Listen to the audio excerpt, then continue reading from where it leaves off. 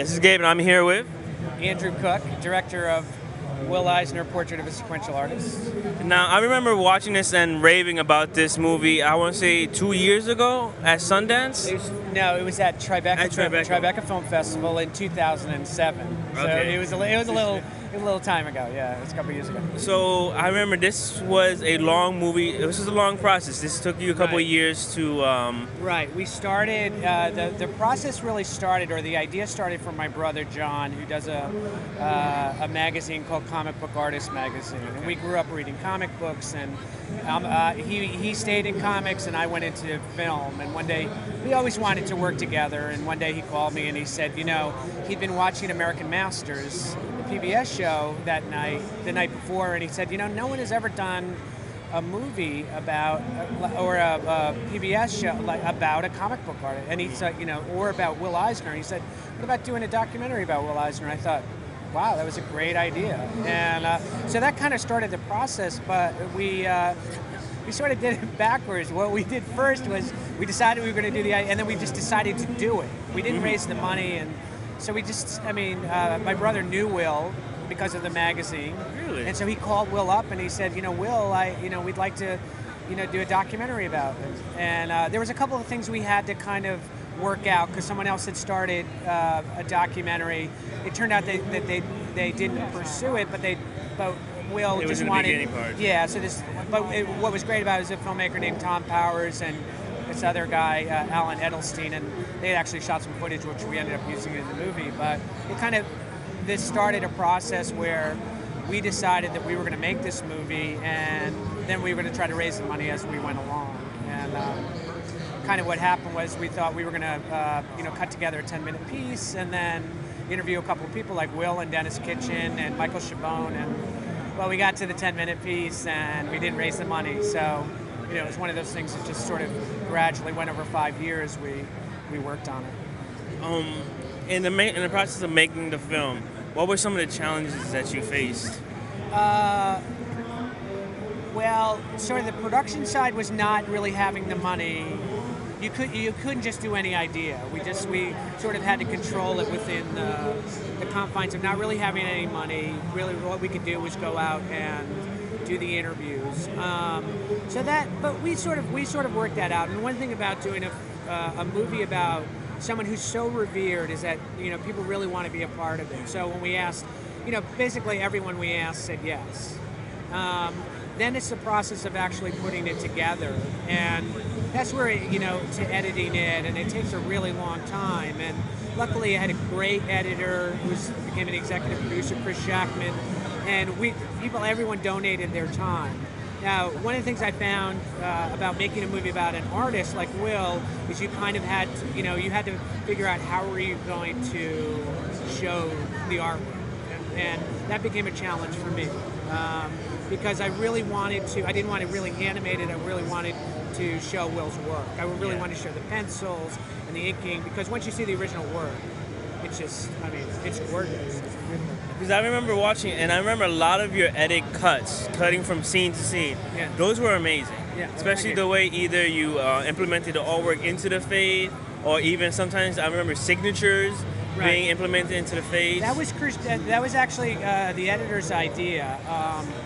Of taking Will's signature and using that as a transition, and once we started figuring it out, once he showed me what he was thinking, it was a brilliant idea in terms of just taking you through the artwork. It showed that it gave us the ability to show different aspects of Will's artwork. So I have to really hand it to Chris doing that, and then one of the other things is really to really have the art in high quality, like the movies in high definition, the original version of the movies high definition. So if you get the high definition, the Blu-ray, you really see every sort of detail. Now, from a film director's perspective, how did you plot out the movie? Can you take us through the process of developing the idea? Like I said, the first thing was to sort of do this 10-minute piece, which was a little bit of interview, a little bit of artwork, and when we didn't really when that didn't really work out, the raising the money, it sort of began. Okay, so how are we going to conceptualize the full movie? And I mean, unfortunately, in the middle in the middle of the process, Will passed away, and that was heartbreaking, and and it in some ways it sort of spurned us, so we really had to finish the movie. But one of the things that happened was that Ann Eisner, Will's widow, she allowed me access to his office. Okay. And an office and everything he had in it. And one of the things he had in there was the Shop Talk tapes. Yes. And once I heard the Shop Talk tapes, the movie, in my mind, the movie came together, because the first thing I heard was, Will talking with Jack Kirby, and Jack Kirby's voice is amazing, and you hear two of these icons talking to each other, and I knew that that's what the form of the movie was going to be, that's sort of what I was going to use, because no one had ever heard those before, and so that's where we kind of used that to kind of structure the movie, and then the death of his daughter really became sort of like when you realize that contract with God was so influenced by the death of his daughter, you really realize that that's really where he was going. Creatively, when he started the graphic novel, that became such an important personal thing to him that he didn't even sort of realize it at the time. Because I remember watching that scene and being taken back a little bit by the revelation. I had not known that it was about his daughter until after the fact, and I want to say there was not a dry eye around me. Yeah, it was an amazing thing.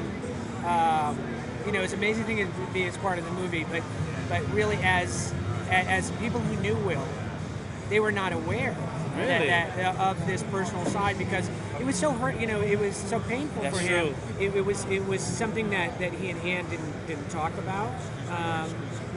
It was something that that was very it was very personal. So even the people that were very close to him, they didn't really know him. It was pretty much a wall he put up. Yeah, I think you can see in the film there's a couple of sides to Will. The professional Will and the personal Will. He kept his personal side very private, and then the business side of it too. Having listened to, I guess you got to listen to the unabridged Shop Talk tapes. Yes. How eerie was that to maybe hear Jack and Will talk and felt like ghosts coming from the past? It wasn't eerie to me. As someone who grew up with comic books, to me it gave me a real charge, because to hear these people that some of them I knew and then some of them I didn't know, but just to hear, what I loved about it is they were having a conversation. It was like it's like you and I sitting and talking, you're talking to your peers and just having a conversation about the industry, about the process. For me, it was amazing, because you really got the personality of these people, and that's why it was so important to me that on the DVD to put the entire Shop Talk tapes on, from beginning to end, so that an audience could really, the comic fans could really hear these conversations, because when you read it, you do get, you get an amazing amount of information, but to hear it, you hear the inflections, you hear you can see Will's relationship with Jack Kirby and how Jack, revered Will, and then there was a return of respect, but that, Will, that Jack had worked with Will early on, he said anyway, it was just very, so I said to the family, would you allow me to do this? And they were so gracious and said, absolutely, you can put them on the DVDs. And it's the first time anyone's ever, the movie was the first time, but you only could do little snippets in the movie. So the DVD, it's really the first time anyone's heard them. And we didn't edit them, we didn't do, it was from the beginning. I hope you enjoyed the first part of the interview. For more information about the Will Eisner portrait of a sequential artist, check out the website, where you can also order it from the website and also from Amazon. Once again, this is Gabe from Change Real Comics, where our weekly podcast comes out every week. And hope you enjoy. Leave feedback whenever you want. Thank you.